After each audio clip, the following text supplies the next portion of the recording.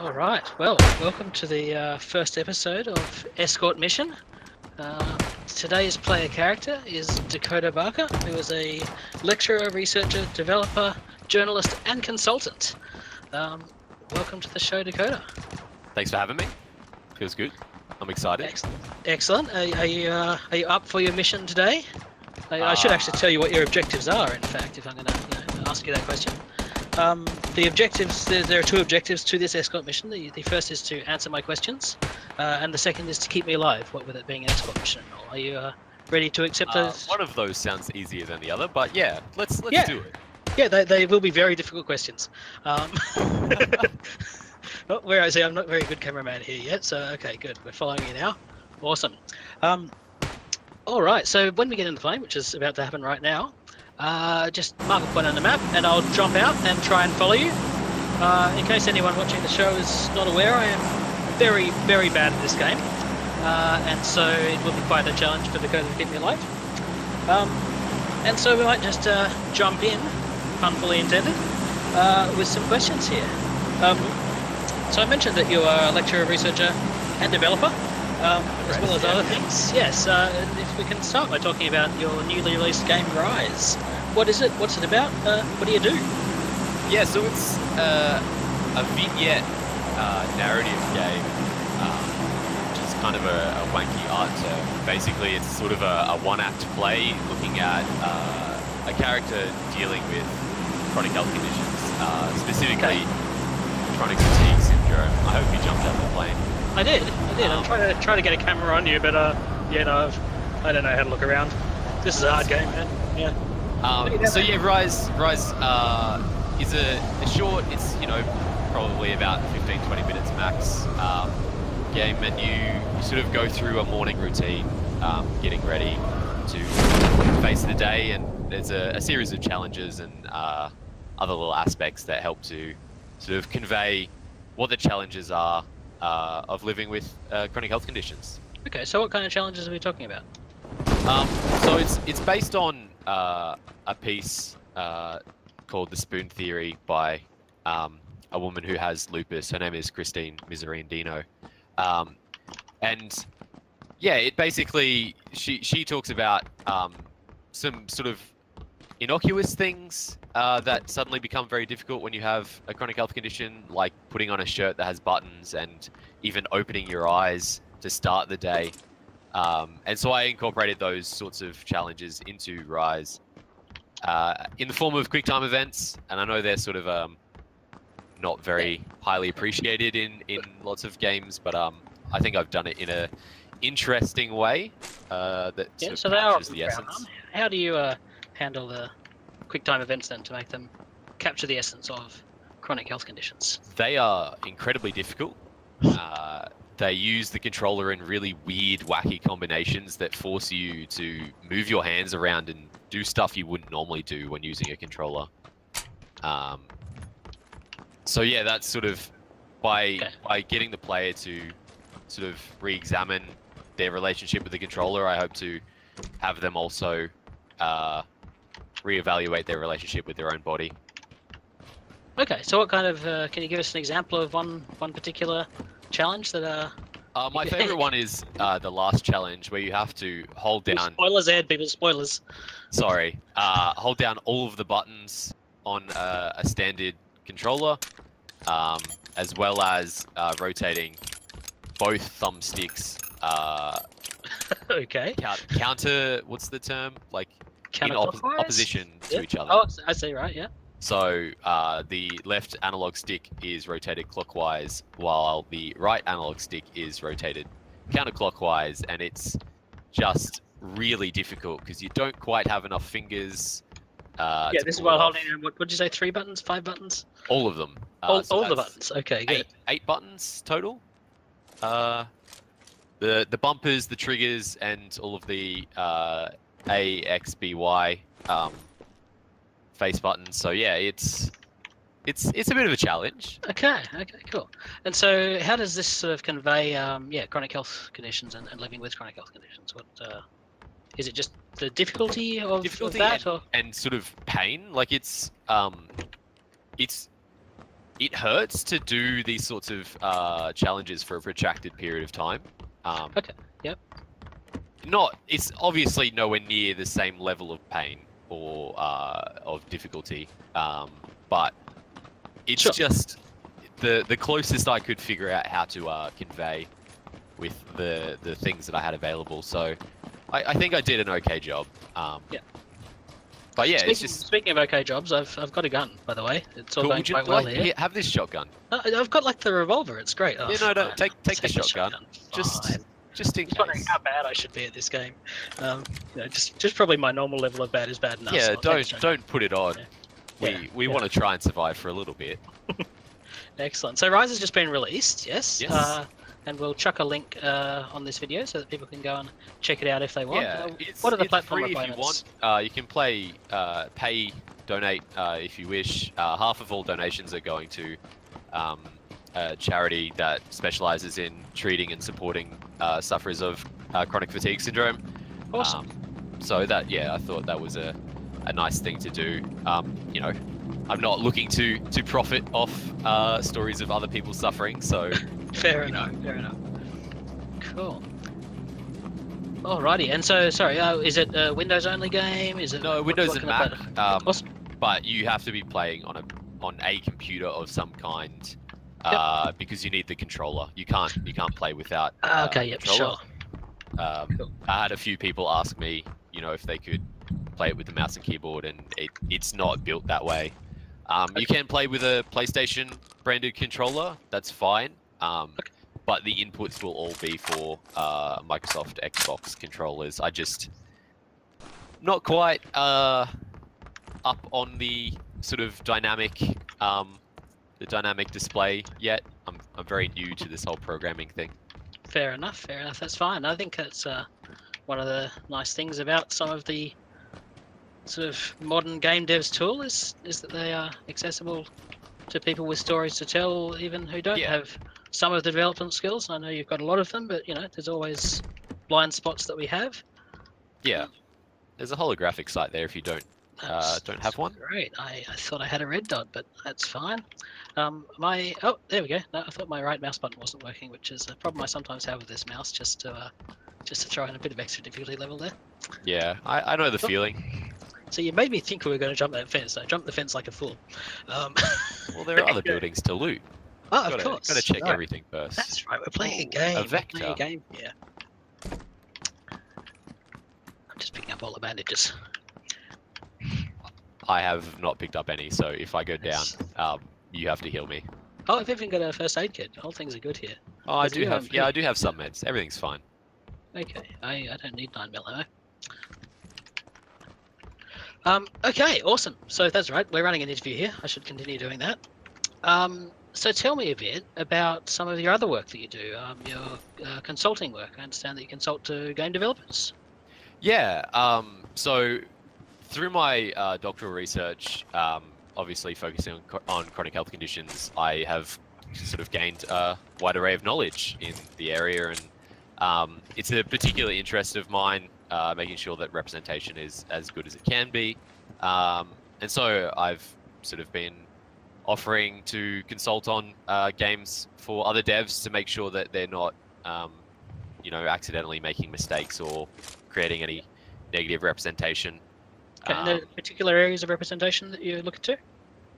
So chronic health conditions is sort of the main one, but my mob is from the Sunshine Coast. I'm a member of the Gubbi Gubbi people, so I also do some consulting work on Indigenous representation as well. Okay. But my main role in that respect is to put people in touch with their local elders to make sure that sort of the experts are the ones being consulted, the people with speaking rights, the people that are the authority, have the final say, rather than trying to speak for a diverse country full of individual indigenous nations. That's that would be Absolutely. inappropriate. Yeah, right.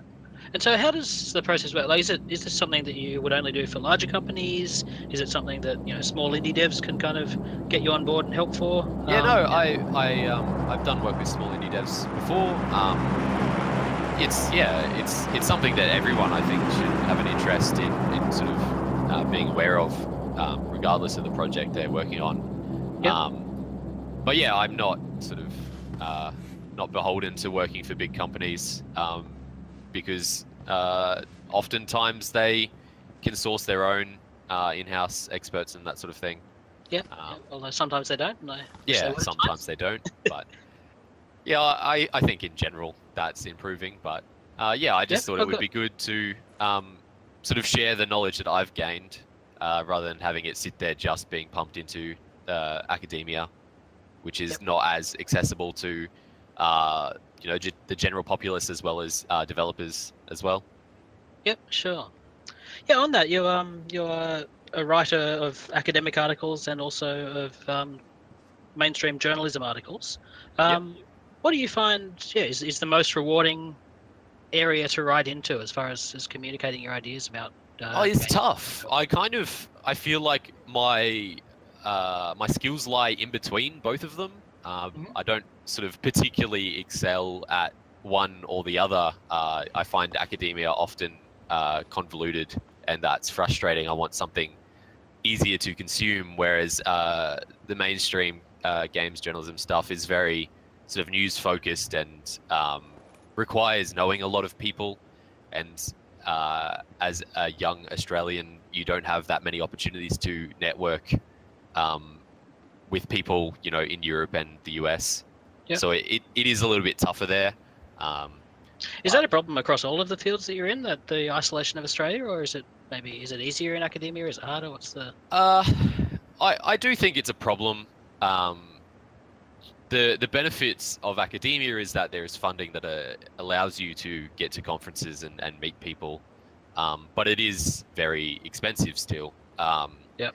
We were fortunate to have the International DIGRA conference in Melbourne this year, which meant that a lot of international guests came to visit us. But there was some jokes made about everyone understanding how it feels for us to travel internationally now. I bet. Now, at that conference, you presented a paper about stories without words. I understand. Is that? No. No, that's. No, that's a different one. A different journal. Yeah. So I've done sort of a recap of some of the stuff I learned while developing Rise. How to communicate a narrative without having any words. So the journal it's being published in is called Text. It's a creative writing journal. It's quite a prestigious one in Australia, actually, which is very nice. Thank you. And yeah, so their interest is obviously in narrative forms, and they're doing a special edition on game narratives. So I thought sort of communicating narratives without words is something that sort of audience would be interested in, and it was a good way to sort of tick off two things at once by doing a bit of my doctoral exegesis and deconstructing the development of Rise as well. So yeah, that was very convenient. Excellent. So is that something you've done much of before, or is this sort of your first foray into into non-word driven narratives, I guess? Is that the right way to say it? I guess so, yeah. It's something that I've had an interest in. I think we just might continue moving. Sure, that'll be more interesting for everyone watching. It's a little too... I can't get over this edge. There we go. Yeah, so it's something I've experimented in with my development work, and it's something I've taken an interest in. I've read other people sort of discussing their work and these concepts at a theoretical level as well. But this is the first time I've sort of tried to pull the research together and tackle it in a sort of more formal way. Yep, sure. And how would you sort of decide in future, do you think, between what kinds of stories you might want to tell without words, and what stories you feel would be better with words, and also I guess words from different perspectives, like narration versus... It's a really tough one, and it's hard to give sort of a definitive answer. I feel like when you are working on something creative, you kind of organically figure out the best way to go about it. Sure. So that's, my general approach is just to read broadly, to play broadly, to sort of absorb as much information as I can, and then yeah, find the right way to use that as the time comes.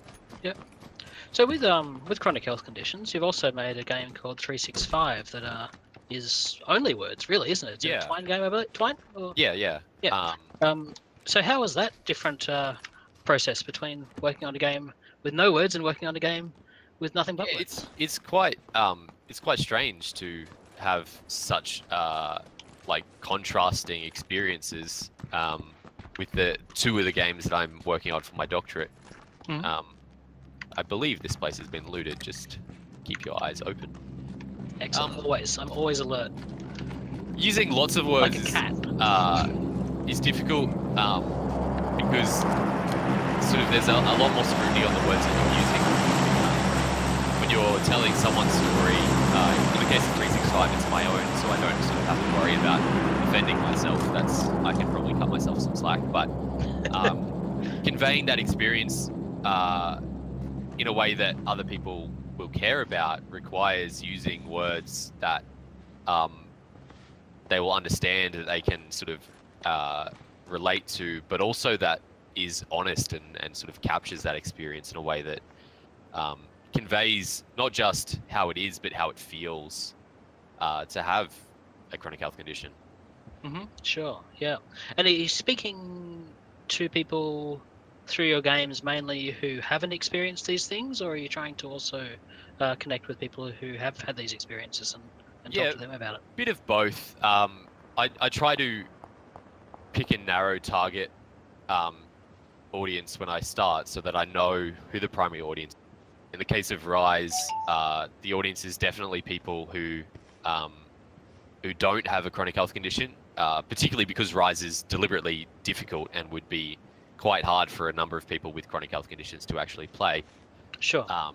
With 365, the audience was kind of mostly myself, mostly to show myself that I could turn my life into something that was winnable, because at the time of starting development, it didn't really feel like there was enough time in each day to actually achieve all of the things that I was supposed to achieve. Okay, so almost a games as therapy type angle.